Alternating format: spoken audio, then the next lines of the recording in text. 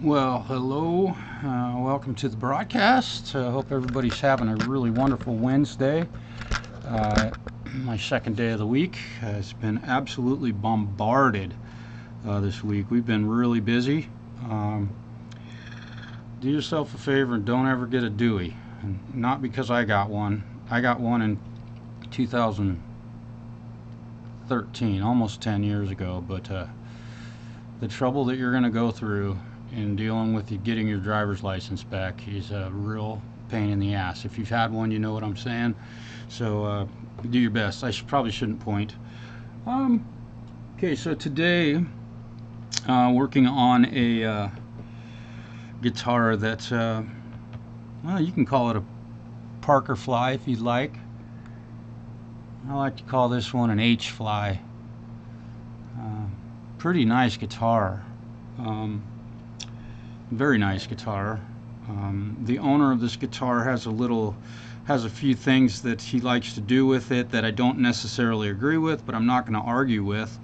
You know, so it's kind of an interesting thing. His name is John. He's a wonderful client of mine. I've worked on this guitar. In fact, the reason I'm doing the work on this today that I'm doing is because I refretted this guitar for him about a year ago, and over that span of time we did a setup on it. It was working great, and then he started noticing a little bit of a fret buzz at the first fret.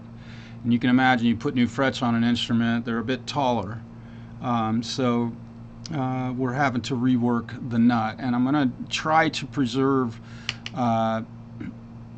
the original construction of this guitar by using the original parts.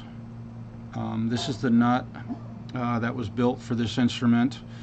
When it was built, I don't know how old this guitar is. I'm sure that the owner told me, but I can't recall. His brother built this for him, this instrument. So John's brother, and I believe his name starts with an H.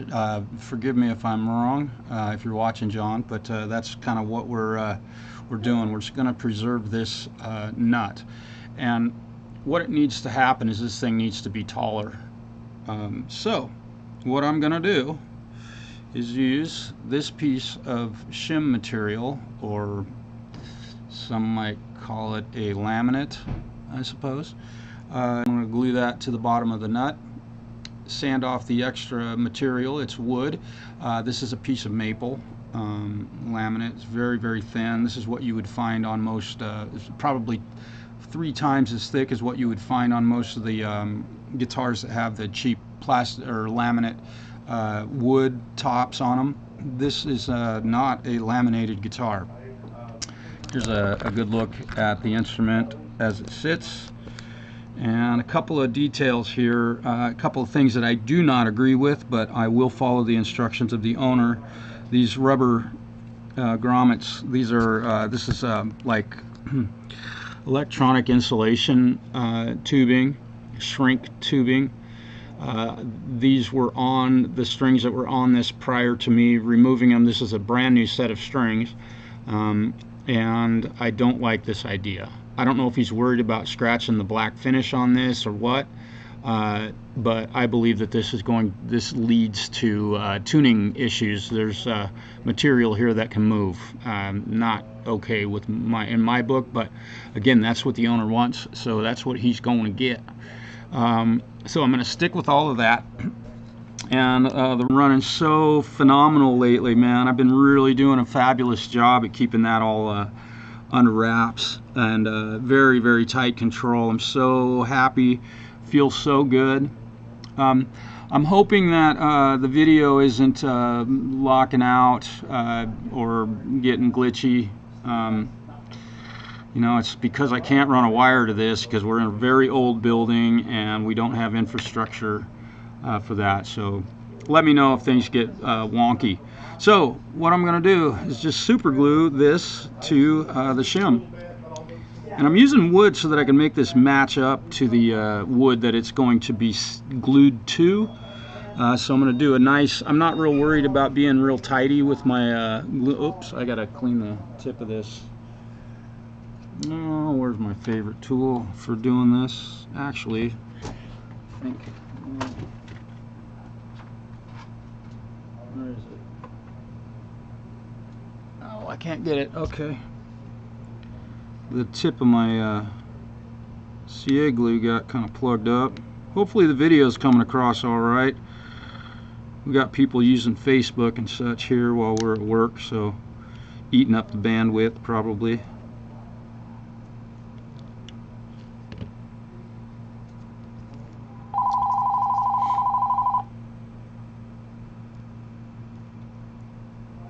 There we go.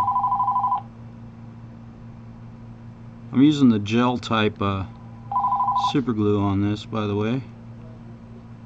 I like it. Fills in these holes. There we go. I want to make sure to get full coverage on this. I'm not worried about making a bit of a mess because I will be sanding all of the excess material off of this. So there we go with that. Push it down nice and tight. Thanks you guys for being here. I appreciate your interest in this sort of stuff. It's really fun. Hopefully maybe you'll learn something. If you do need to raise a nut and you love the nut that's on your instrument but things change, this is a great way to do a shim on an instrument. Hi Brad.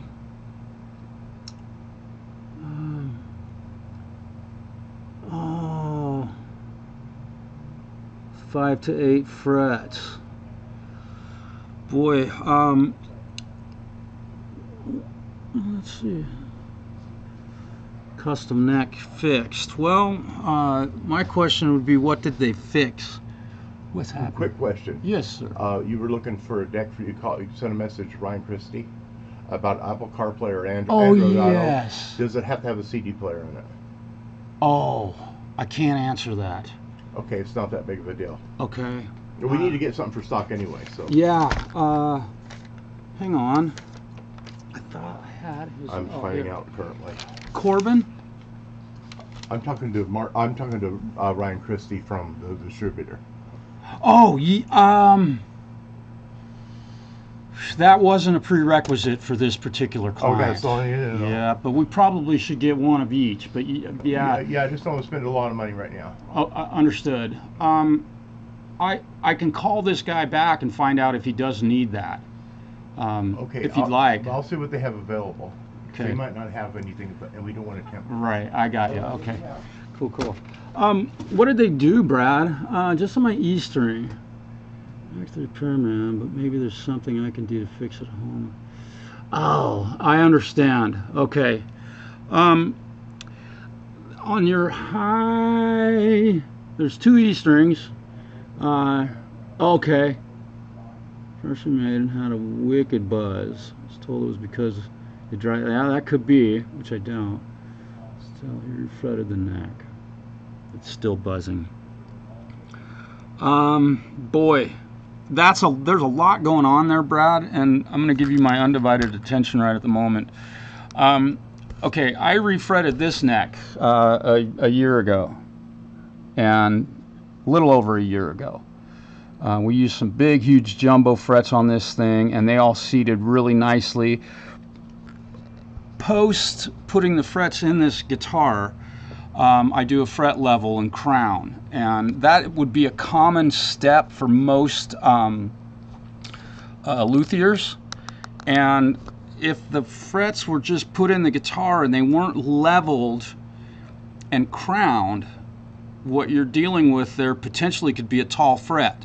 And just at one end, whether it be the low E string or the treble E string, the bass E string or the treble E string, there could be a fret that's lifted a little bit. So something you can do is where the fret buzz is happening. It may not need a truss rod adjustment or anything like that, although that could potentially save you, but there's a lot you can do. You might go through and look at the where the fret buzz is happening, or just and hopefully my directions are correct, but you know, if you're saying it's buzzing between the 5th and the 8th fret, that kind of tells me that the 7th fret might be a little bit high, or the 8th fret might be a little bit high. And when I say that, in many cases, the frets will pull up out of the edges of the fingerboard, whether it be on the treble side or the bass side. So you've got a fret that's lifted a little bit because it didn't stick, the splines didn't grab. And having some CA glue around your house, if you're a guitar player, is one of the best policies you can enforce.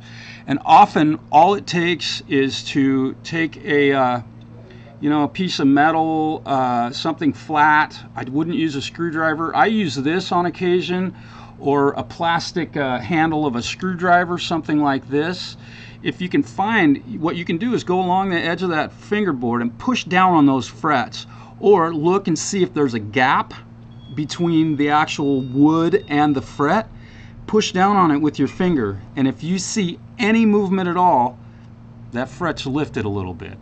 It's not a perfect science, always. I usually check mine while I'm working on them, but I usually have time to do that. I'm not in a big, huge city, so I don't have 1,000 guys wanting me to fix their guitar all at once. So that part of that process might have been overlooked, but that would be something that I would be curious of. If anyone else has an idea, yeah. Bass, yeah.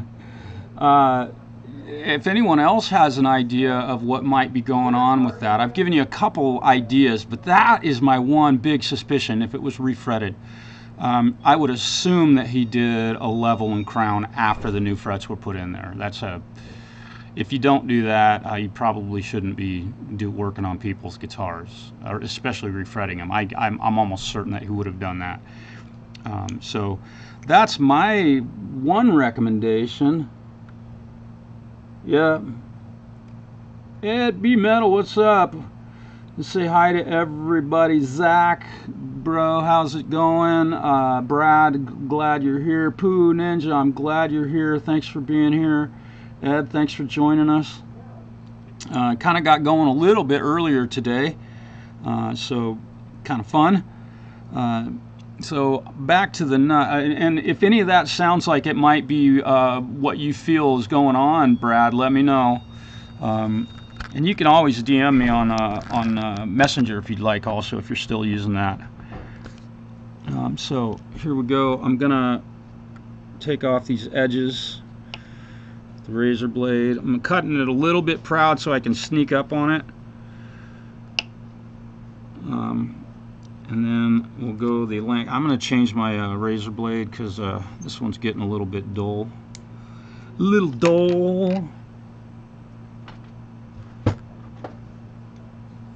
Yeah, if you find that one of the frets has popped up a little bit, and we're talking a couple thousandths of an inch is all it takes, and you'll end up with what you're experiencing, Brad.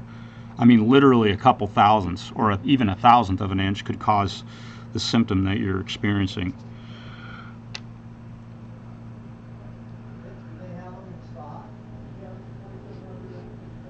So what I'm doing now is just cutting the excess wood off of here to match the bottom of the old nut. And I want to be really careful to cut it evenly across here so that there's nothing sticking out. Of course, I'll sand it off. There we go.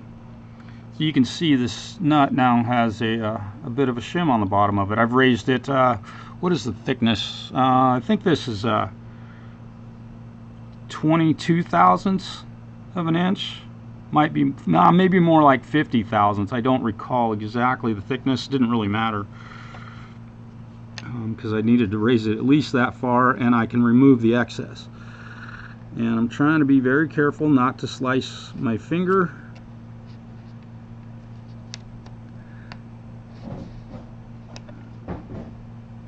Gotta be careful doing this stuff. You slip, one slip of the tongue and you're in deep, right? Right there. There we go. Yeah. Oh yeah, and it's 3.0 drive. Yeah, I get it, bro.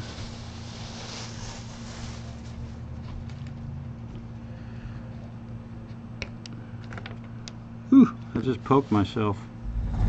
That was nice. Alright, so we have this new, nice new shim. Is Chris in there? No. No, I haven't seen him.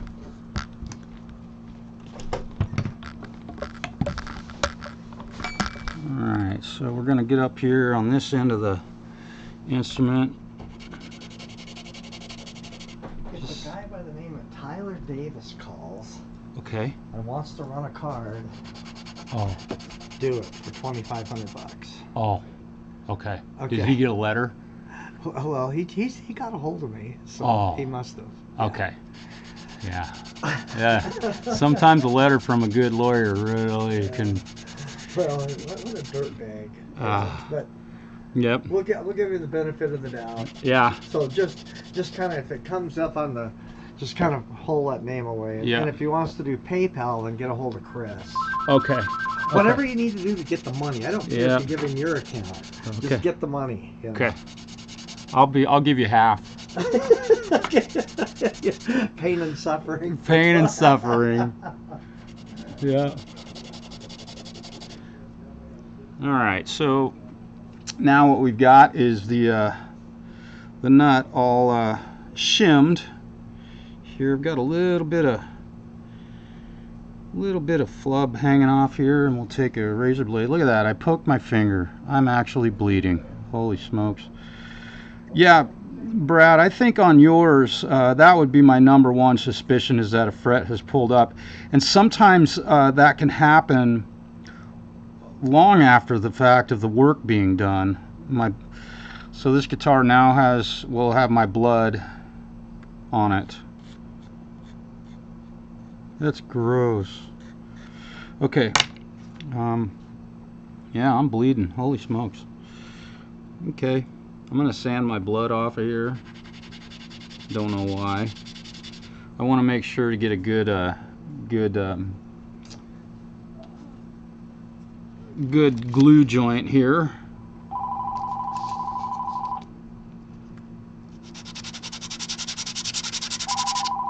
There we go. Now what I can do is, prior to gluing this into place, I will check the string height, which will, again, on a Floyd Rose style guitar, pretty much have to check it, tune it, check it again, tune it.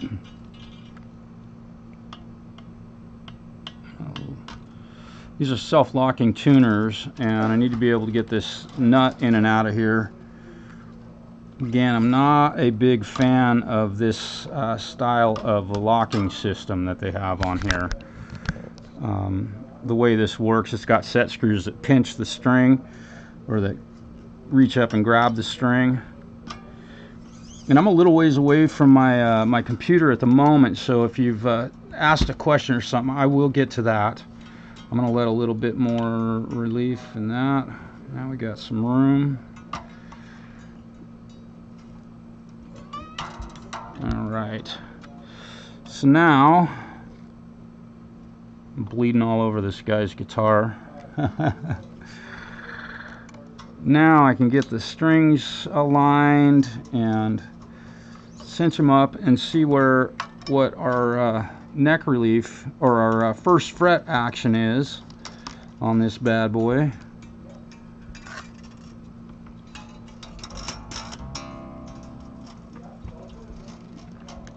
This is way too high, and I know that going in, but that'll give me an opportunity to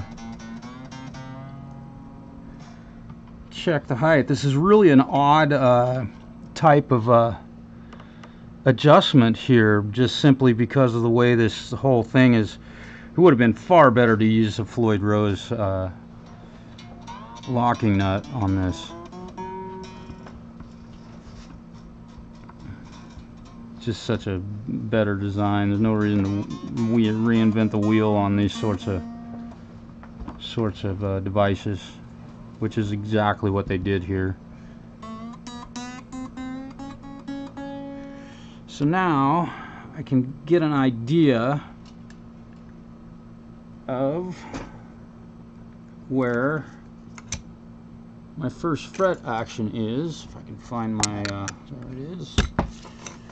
So I can check in here and I can see that it is way too high. I'm not quite certain how putting a 20,000th inch shim underneath this side of the nut raised that string up. It was touching before.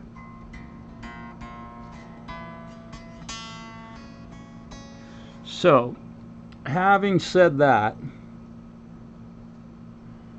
it's the same string gauge. Wow.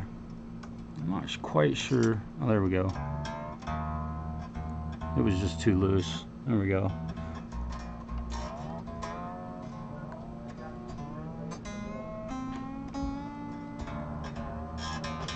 So, as you can see here, what I'm up against is that if I want to file this nut down, I don't have any room.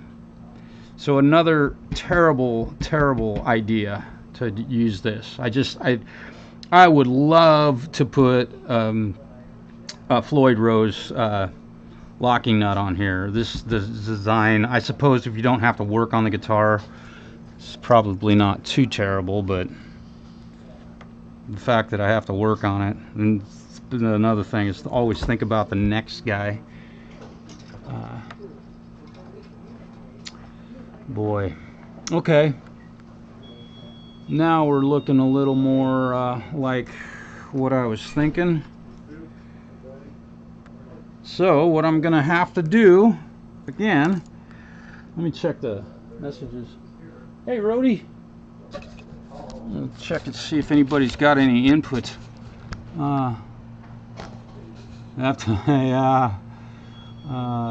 Rody, what's up, brother? I missed your live stream last night. I believe you did a live stream last night. Man, I'm so sorry I missed it. I was talking with Justin Mai about a major video production that we're working on. Hope everybody is doing good. Thank you all for being here. Hopefully I didn't miss anybody. Brad, if you have a chance to, if you got that bass handy, go push on those frets and see if you see something. Let me know if anything I suggested. If you don't see anything, like what I had recommended, meaning you don't see a fret that's popped up out of there, it's possible that when he lowered or leveled the fingerboard, leveled the frets, that the fingerboard wasn't leveled, or he may have gotten a little bit aggressive and sanded one a little bit short. So you've got to, rather than having a fret that's too tall, you know, you got two frets side by side, you got one that's too short. You can see how that can cause, and we're talking thousandths of an inch, man, teeny little amounts. Yeah. So let's get back up here to the action. I gotta stay busy. I'm gonna be out of here at 2 o'clock today, and I want to get this guy's guitar done today. I'm gonna move some stuff here and get some stuff out of my way. So I think what I'm gonna do at this point,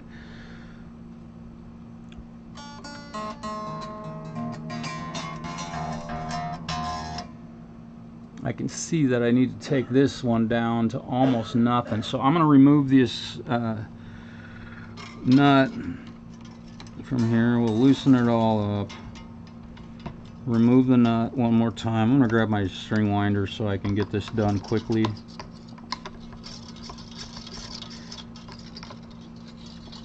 Alright, so we're loosening the tension.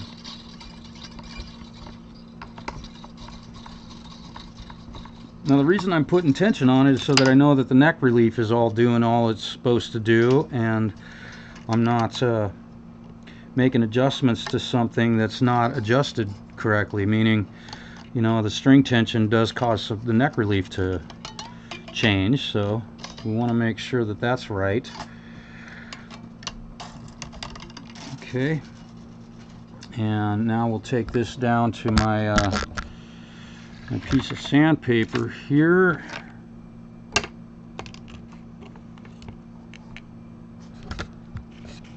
I've got some 100 grit right here, and I'm going to go real lightly with this,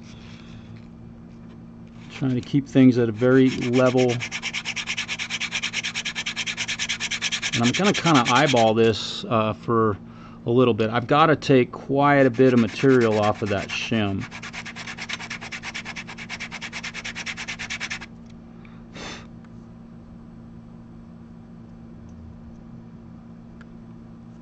That looks like that might actually be enough.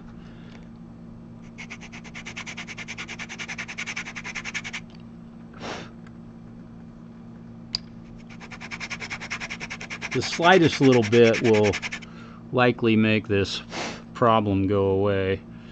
So I'm just kind of eyeballing how thick this shim is, and you can see on this side it's very, very thin, and then I've sanded it a little bit unlevel, so I've got to get a little bit more off of this side. And in that case, what I'm going to do is take my razor blade and use it as a scraper. I want to just take very, very small amounts off of here.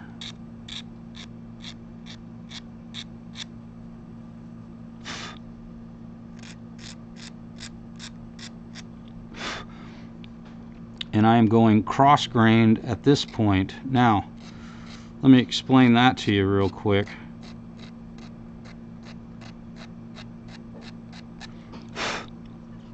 So the grain that I used the grain on the neck is going this direction, and what I've done is I cut this cross grain so that the grain on the sides of this, where it might possibly be visible, are in the same orientation as the neck and the fingerboard.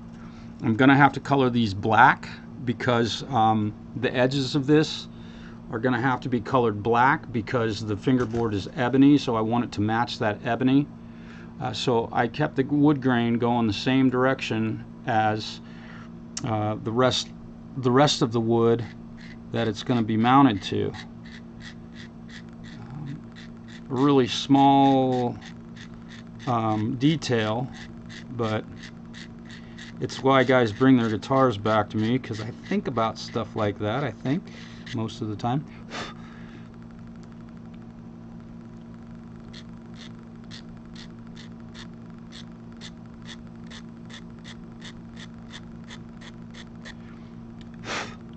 And trying to use a scraper on cross grain is not the easiest thing. It kind of chips out, so you got to be real gentle with it. Now we're looking really good. Now I'm using my eyeball to just kind of see where everything's at and to gauge how much scraping I should do.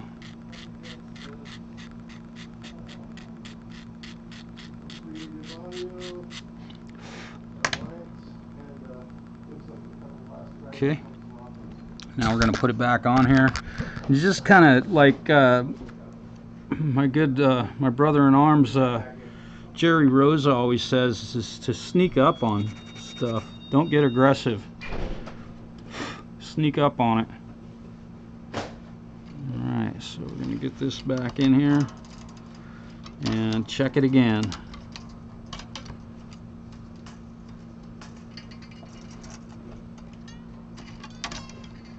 There we go.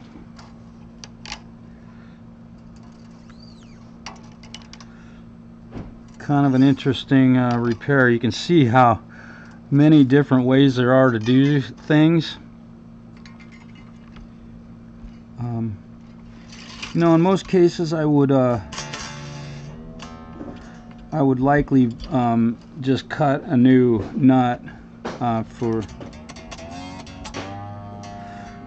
build a new nut for this guy, but this is the original one. His brother built this for him, and I didn't want change that.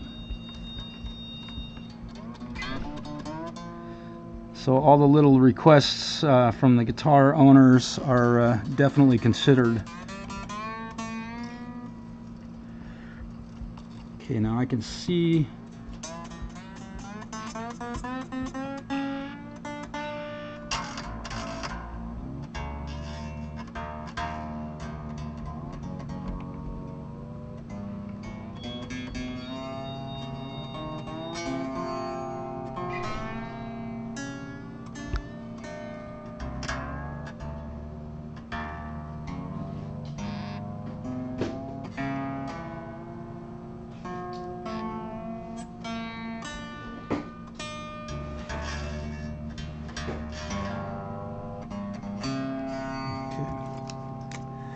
we'll check our first fret action here.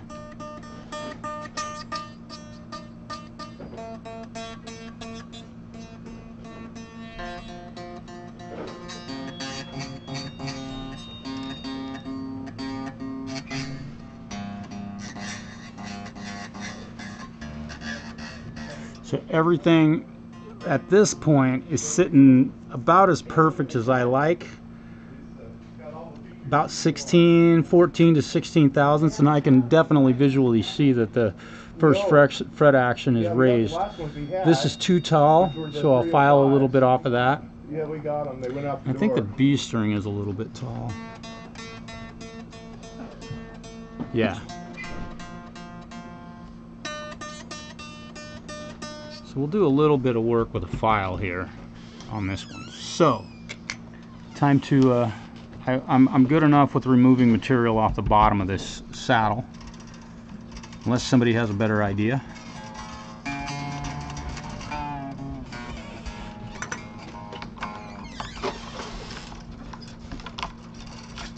I want to glue this in place.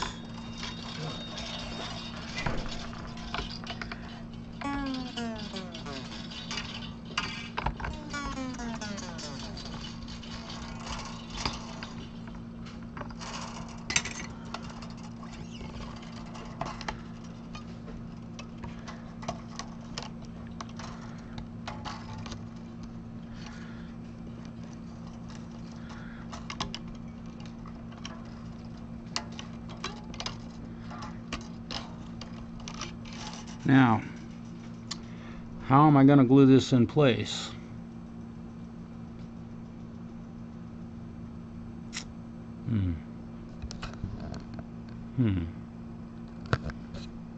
If I put CA glue on this, stick it on there, the CA glue is going to make contact with that, and because of the reinvention of the wheel here and locking machine heads, so here's what I'm going to do. I'm just going to loosen all of the machine heads so that I've got some room to move all of the strings.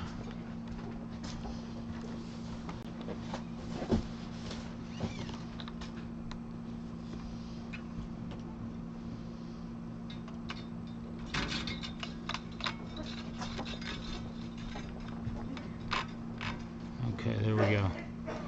Now I can get this nut in here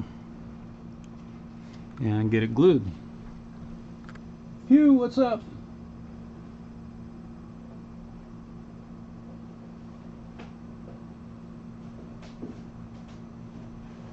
Yep.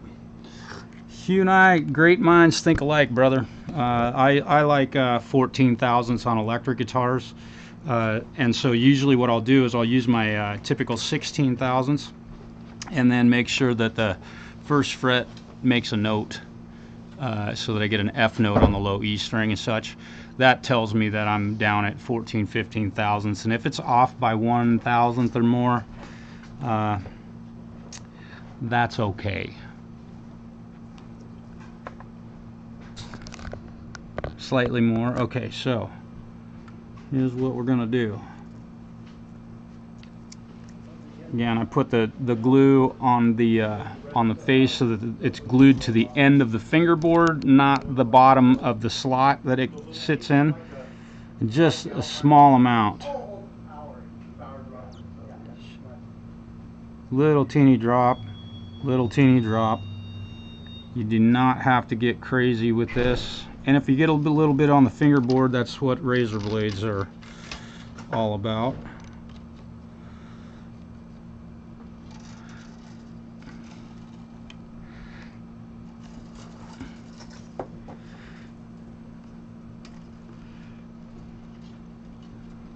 And boy, that fit nicely.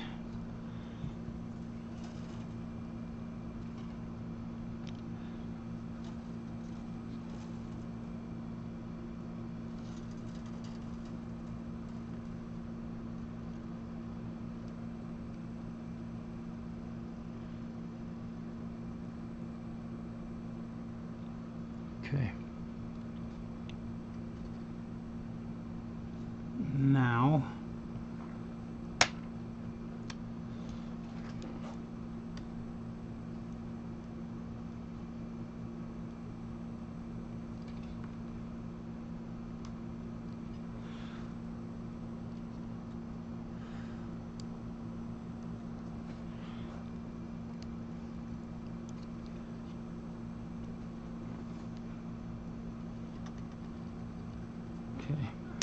and I can tell that the original construction of this nut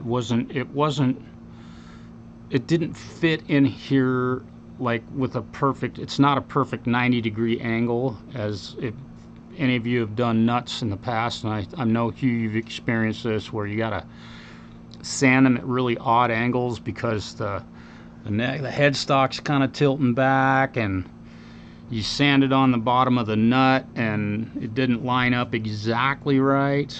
There's always that. And I can see a tiny gap in there. So what I'm gonna do, I'm gonna take this, see if I can wedge that in there and kick the bottom of it over. There we go.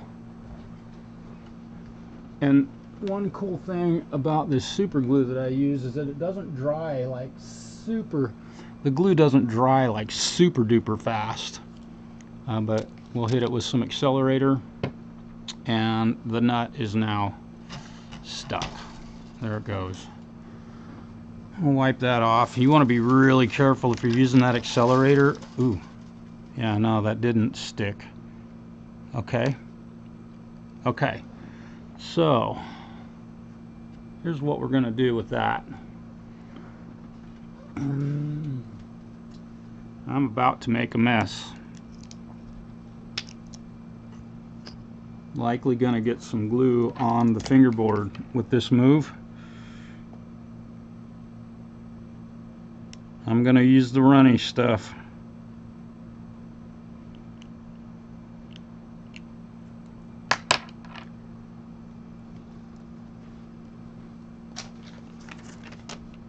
Alright, it's working.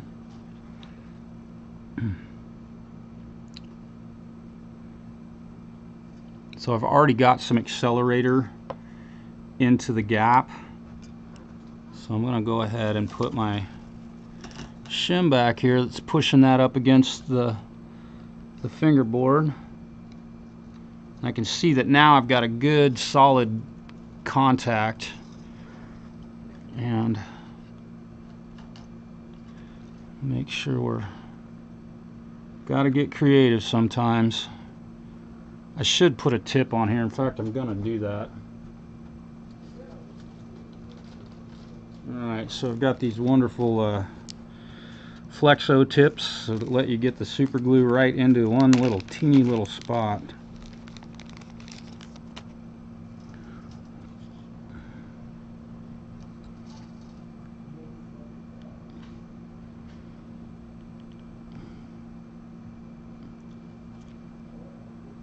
It's about time for a new bottle of glue, I can tell.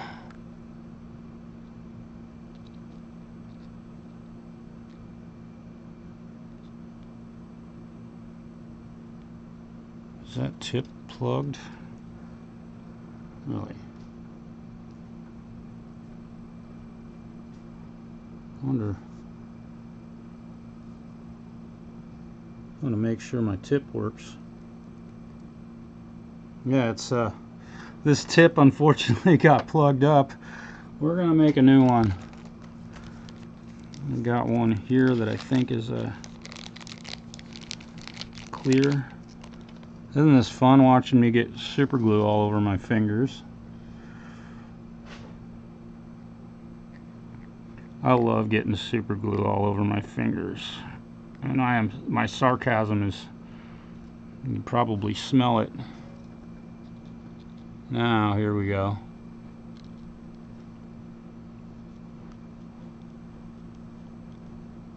That's enough. And we will shoot that with some hardener. And the nut is now stuck. Alright. Again, be really careful with that accelerator. If there's any paint, my Les Paul traditional now only says additional, because the T and the R got wiped out with some CA glue hardener, accelerator, whatever you want to call it. Okay, we're getting close. We're getting close.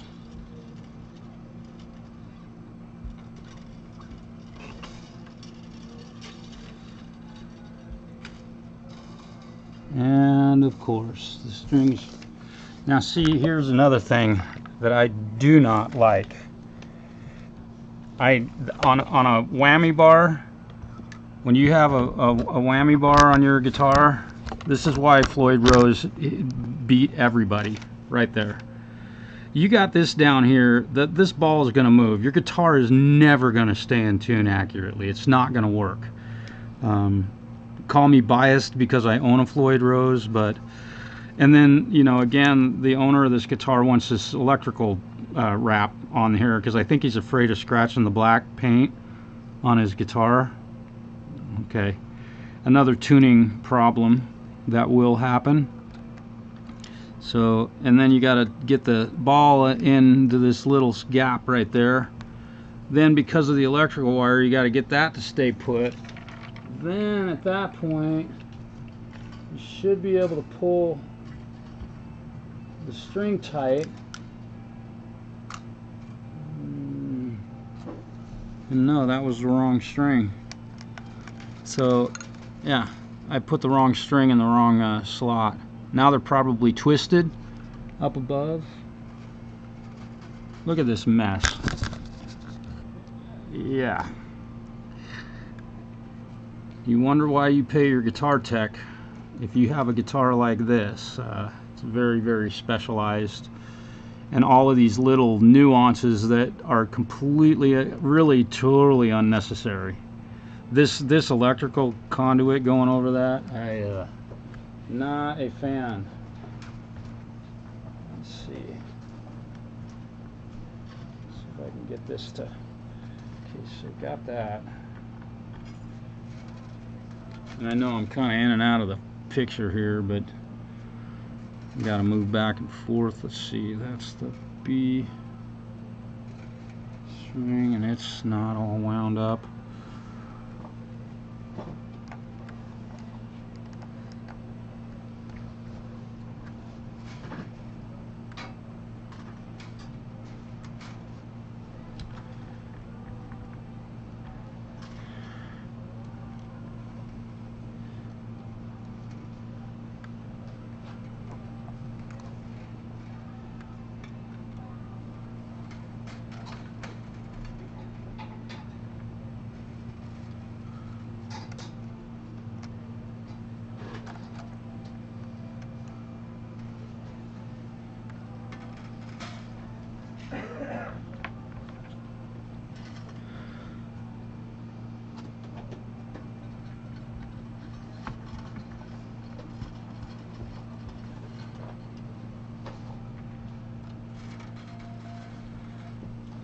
Try to get the A string down in here.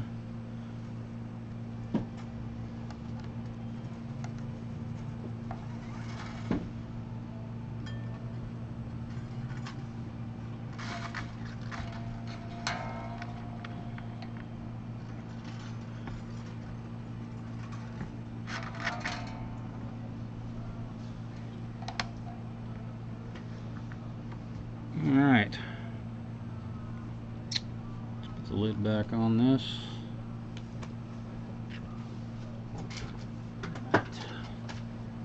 Whew.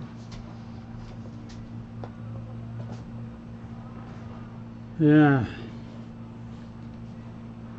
Yeah, and a couple of details. If you got here late, I don't want you to have to rewind and rewatch all this stuff. It's really exciting watching me work on this guitar that has all this weird kind of specialized stuff on it. This is not a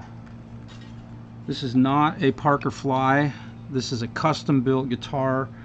The gentleman John who owns this guitar, his brother built this for him. And he likes to, again, he likes to put these electrical pieces on here, which, as you can see, you know, I've got to do 6 things to get one string onto this instrument. I've got to make sure that that's all the way down, which it's not, so now I have to change that. And I have no idea why that is, but that will also make this guitar never stay in tune.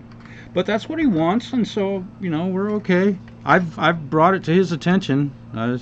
You like your guitar not staying in tune? Which I don't think he complains about it much, but no, just not a. This is something I would never, ever in a million years do. And as you can see, trying to get these little, I mean, it's taken me how long to do this? All this extra time for something that I feel is a complete, utter destruction of tuning stability. Call me harsh, but I've been playing a Floyd Rose since 1988, and there's no way in hell I would do this. This is a Kaler tremolo, made famous by the band Stryper. No, I joke, but they did use them on their guitars, and there we go, popping out left and right. Look at all this extra crap that I have to do.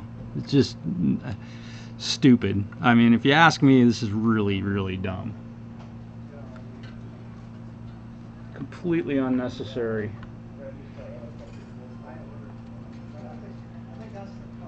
And it looks really bad too, if you ask me. But I mean, not that a client sitting in the audience of your show, you know, that you're playing, would ever see that, but I'm hoping everything stayed put.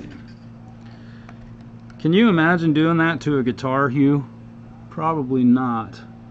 Hey Charlie, what's up? Yeah, Kerry King uses them. I really like these tremolo systems, don't get me wrong. But with this on it, no. This is a waste, and it's causing tuning stability problems.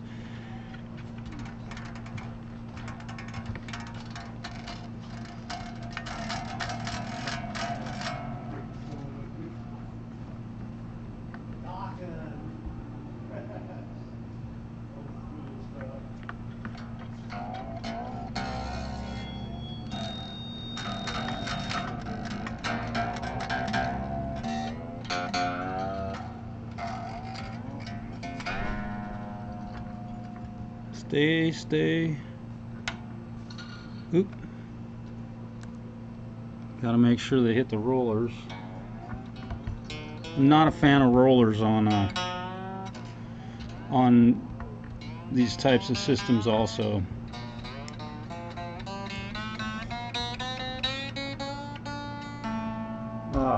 Okay, so here's what happens when you have to do all this sort of stuff. The strings got twisted over the top of one another in this process of all this extra senseless stuff.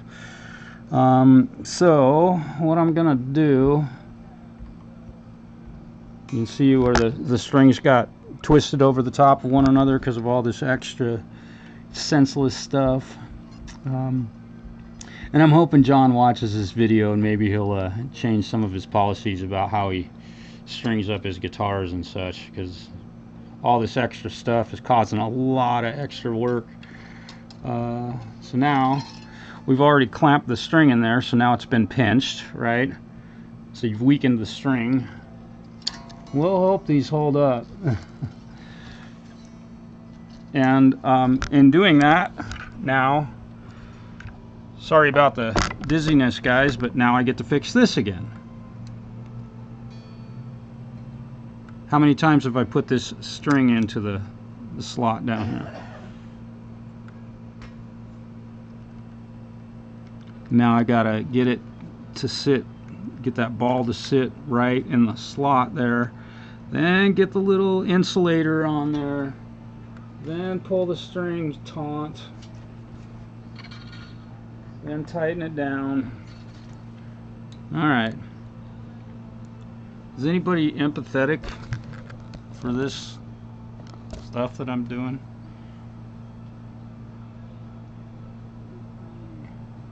Clip them off instantly. Yeah, and look what would have happened had you clipped these off instantly. Clipping the strings off is usually the very last thing I do. For that reason, you just witnessed it. Had I clipped that off, I almost never would have gotten that string back in that. It's a good policy to have. You know, if one's is sitting there flopping in the breeze and maybe poking you in the face or whatever, by all means, cut it a little bit short, but leave yourself enough. That's my recommendation, Ed.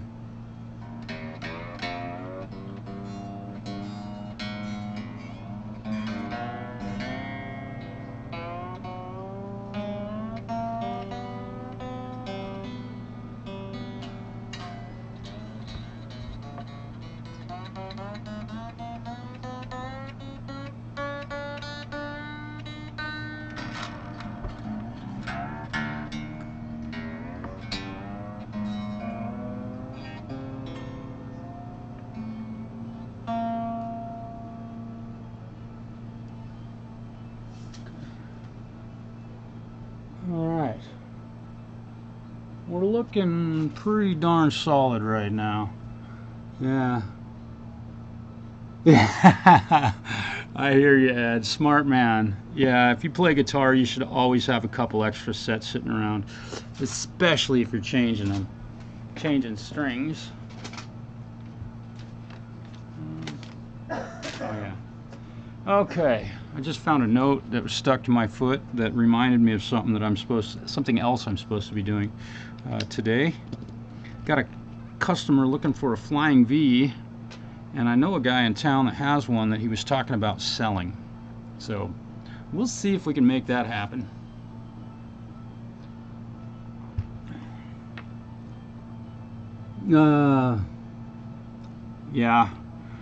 Yeah, Rhodey, I get it. This is not a Floyd Rose. This is a Kaler, and I'm having to do like, well, at least one extra step on this that really creates, I don't know, potentially a lot of extra work. Also, the way that the locking nut is mounted on this one is really not, this is not a Floyd Rose. This is, again, Kaler trying to reinvent the wheel. Literally. It's got a normal nut on here, and I'm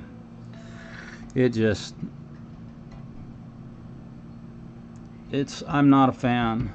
Okay, so at this point I've got the strings in here, and I need to get the nut action down to where it's appropriate. So we're gonna do a little bit more nut work. Now I'm gonna check the tuning on this instrument real quick and make sure it's tuned up to pitch. I should have a tuner here. Well, there's my tuner. Clip it on the headstock here. So we want to get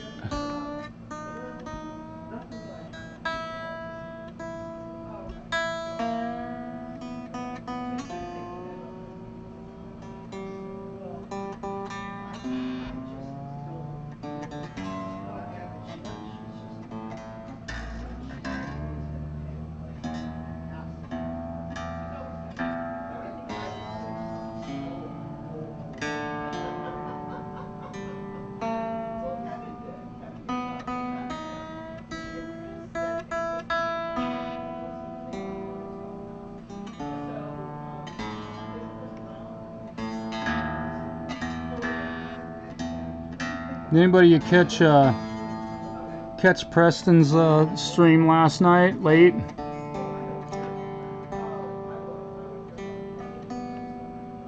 Preston Smith was doing a stream last night. It was kind of fun.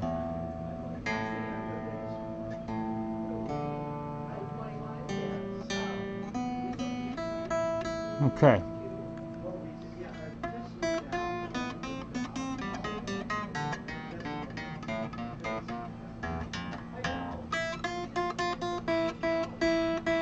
Okay, so treble, the high E string is definitely way too high. Oh, where'd my feeler gauge go? Let me get some tools out of my way. Here we go. Put those away. So here we go, and I have that much space to run a file because of this. Again, how often do you have to do something like this?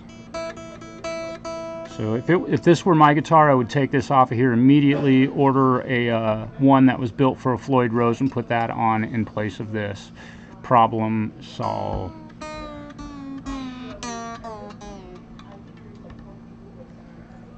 And I can barely get this string out of the way, and I'm pinching the string over here on the side. Just really, again, reinventing the wheel. Not the greatest idea. So now we'll take a little bit of filing here. This is a set of 9s, Ernie Ball Slinky 9s. I'm doing my best not to beat the tar out of this whatever you want to call this reinvented locking nut that really isn't good. I don't see anything good about that whatsoever, because you still have a nut here that can cause tuning issues.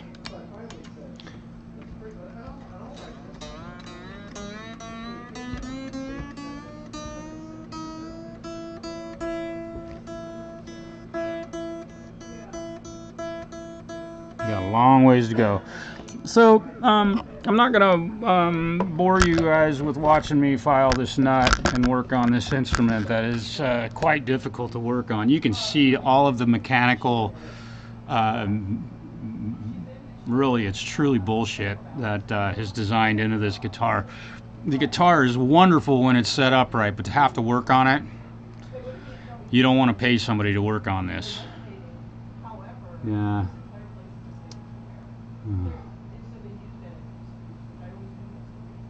Dude.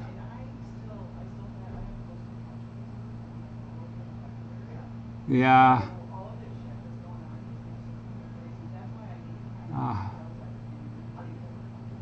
Yeah, well, cool. Some of you guys,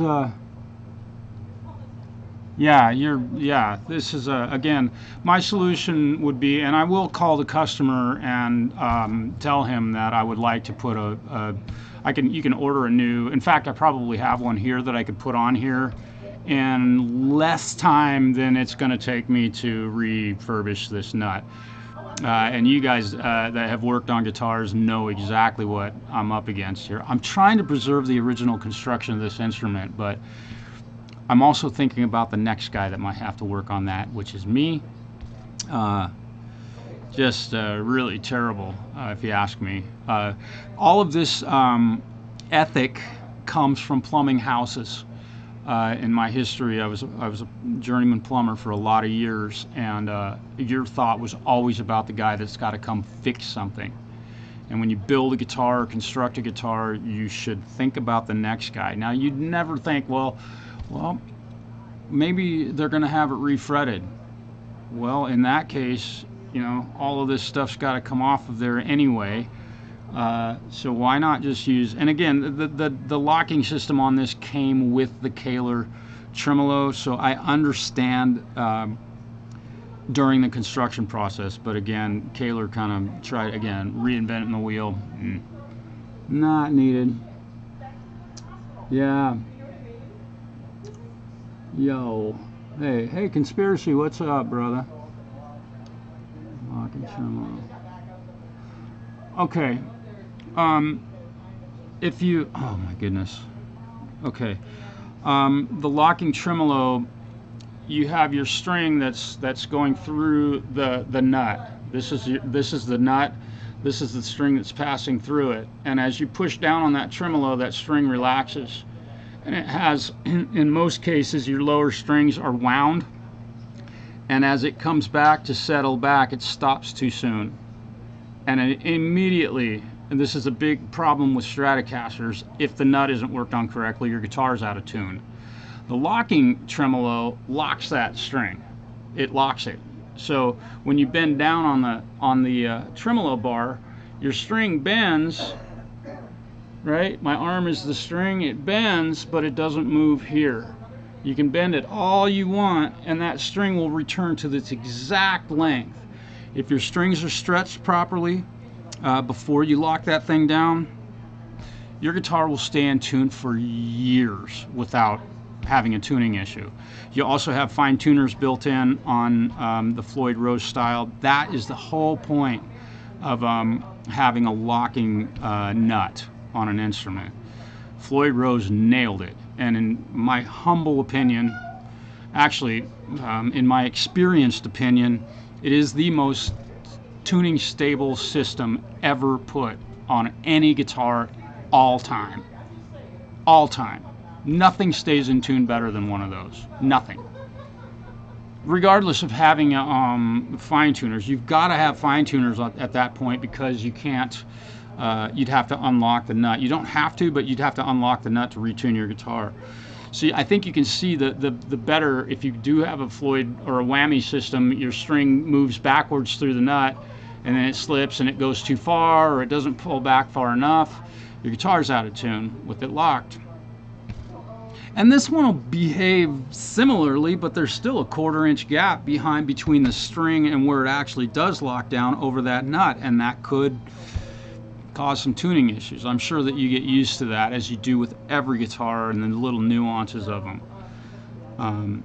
You know, there are, you know, as the player of a specific guitar, you know, if I handed my Strat to somebody like Tim Roberts or Falcrow or, you know, Gary Hubbs, he might grab that whammy bar and play it again, and it'd just be whacked out of tune.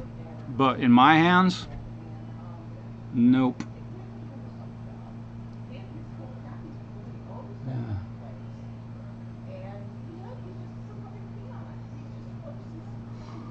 Yeah, conspiracy. If you were having tuning issues, I would say that my #1 suspicion is that the strings weren't stretched properly. If you had a Floyd Rose with a locking nut on it, that the strings just were not stretched properly, and that's when you're putting new strings on a Floyd Rose. Beyond all else, that's probably the most important part of that process.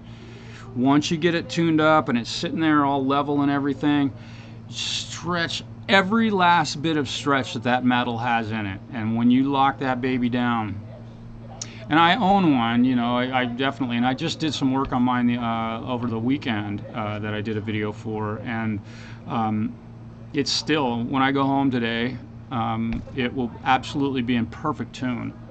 So that might be something. If you still have a guitar with a Floyd, you might go ahead, loosen that locking nut up, give them a stretch. And when I say stretch, I haven't stretched these strings at all. I know everybody thinks they know how to stretch their strings, right? I just give it a little tug. A little tug. Now, stretching every bit, top to bottom, even way down here. You've got to take this step. If you don't, your guitar won't, because you haven't stretched this portion of the string. You've got to get every square inch of that, every bit of stretch that metal has in it. You've got to get out.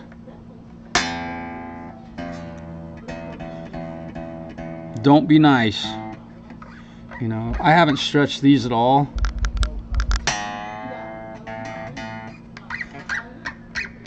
As you can see, I'm not being nice. Do this while you're playing guitar. Nobody bends a string that far. You do it before you play it, and You can still see that, and now I'm down here at the bridge, and I'm giving it a good stretch down in this location, and it's holding now. So that's my policy with that. I believe that the Floyd Rose, not necessarily the Kaler, but a Floyd Rose with a locking nut is the most tuning stable platform there is ever built on a guitar. That's my policy, my thought. Huh. Yes. No, I've never used a string stretcher. These are my string stretchers, as you can see. Of course, you know, having been a plumber, I kind of know my limits, and I had to tighten and loosen some remarkably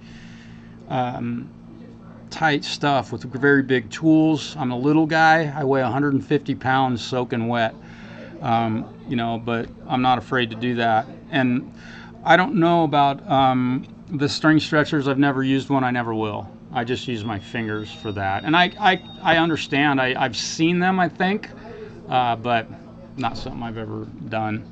My fingers work pretty good.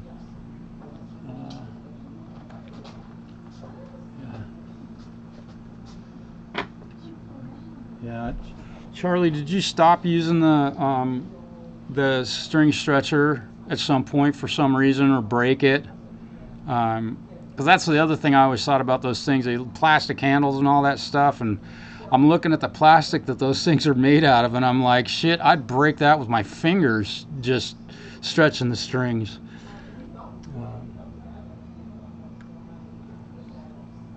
I don't know. It just seemed like they look kind of wimpy, ultimately.